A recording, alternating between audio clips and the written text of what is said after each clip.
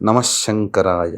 మార్చి 3వ తారీఖు రోజున కేతుగ్రస్త సంపూర్ణ గ్రస్తోదయ చంద్రగ్రహణం అనేటువంటిది ఏర్పడుతుంది. పుబ్బ నక్షత్రంలో సింహరాశిలో ఏర్పడుతుంది కాబట్టి పుబ్బ, పూర్వషాఢ, భరణి, సింహరాశి జాతకులు ఈ యొక్క గ్రహణాన్ని చూడకూడదు. అయితే ఈ యొక్క చంద్రగ్రహణ ప్రభావం వలన మేష, వృషభ, కర్కాటక, సింహ, కన్య, ధనుస్సు, మకర, కుంభరాశులలో జన్మించినటువంటి వారికి కొంతవరకు దోషప్రదము. అలాగే మీన, మిథున, తుల, వృశ్చిక ఈ రాశిలో జన్మించినటువంటి వారికి యోగకాలంగా చెప్పబడింది.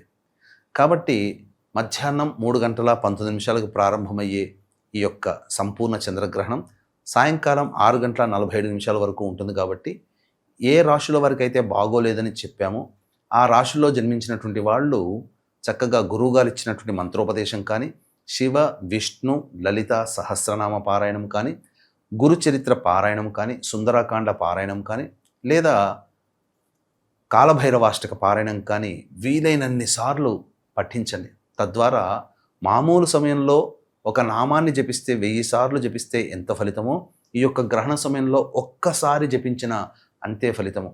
కాబట్టి అందరూ కూడా ఈ యొక్క గ్రహణ సందర్భంగా దేవతానుగ్రహాన్ని సంపూర్ణంగా పొందే ప్రయత్నము చేయండి.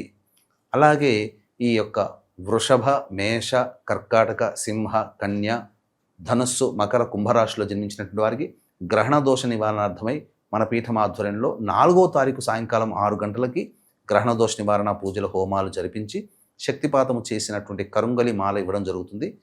ఈ యొక్క చెప్పబడినటువంటి రాశిలో జన్మించిన వాళ్ళు కార్యక్రమంలో గోత్రనామాల నమోదుకి 4వ తారీఖు సాయంకాలం 5 గంటల లోపల మీరు నమోదు చేసుకోవచ్చు. కనిపించే స్క్రీన్ పైన నెంబర్కి కాంటాక్ట్ చేసి.